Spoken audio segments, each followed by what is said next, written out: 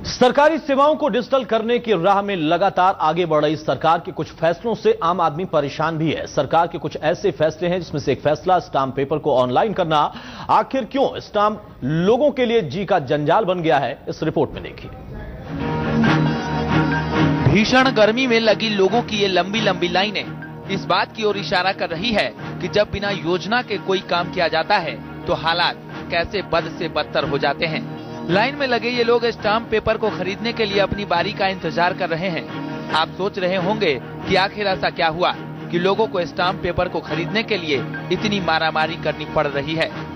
तो आपको बता दें कि सरकार ने ई स्टाम्प की शुरुआत की, जिसके चलते लोग खासे परेशान हैं और लोगों ने मामले की शिकायत जिला उपायुक्त से भी की है, लेकिन वहां से भी उन्हें सिवाय आश्वासन के कुछ नहीं मिला है। कह रहे हैं बहुत ज्यादा दिक्कत हुई है, हमें आज 5 दिन हो गए परेशान हो रहे हैं। हमारे क्लाइंट जो हैं वो रोड पे खड़े हैं, 4-4 घंटे तक हम लाइन में लगे रहते हैं। कोई हमें एफिडेविट देने को तैयार ही नहीं, कोई तैयारी की, कभी कहा नहीं, कभी किसी को नहीं कहा यार, कभी भी कोई नोटिफिकेशन नहीं दिया, ना हम लोगों को बताया गया कि भी ऐसा हो।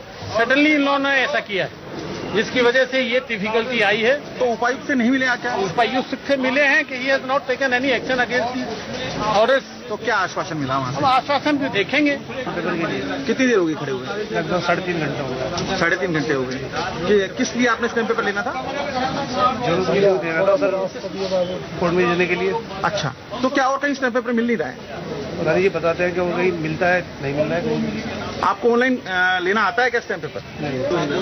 बेकार है जी, बहुत परेशान है। हम सुबह 9 बजे से लाइन में लग रहे हैं, यहाँ आके अभी भी नंबर नहीं है। दरअसल प्रदेश सरकार के निर्देशानुसार ई स्टाम्पिंग सिस्टम 2 मई 2015 से लागू किया गया है। इस योजना द्वारा कोई भी स्टाम्प पेपर्स यूजर्स घर, ऑफिस से स्टाम्प पेपर से संबंधित सरकारी रिसिप्ट जमा करवाकर स्टाम्प पेपर्स ऑनलाइन खरीद सकता है। लेकिन सवाल तो ये है कि ऑनलाइन प्रक्रिया को न समझने वाले लोग आखिर ये स्टाम्प कैसे खरीदेंगे। ऐसे हालात में लोगों को अब साइबर कैफे वालों की शरण में जाना पड़ रहा है, जहां उन्हें 10 रुपए के स्टाम्प पेपर के लिए 110 रुपए का भुगतान करना पड़ रहा है।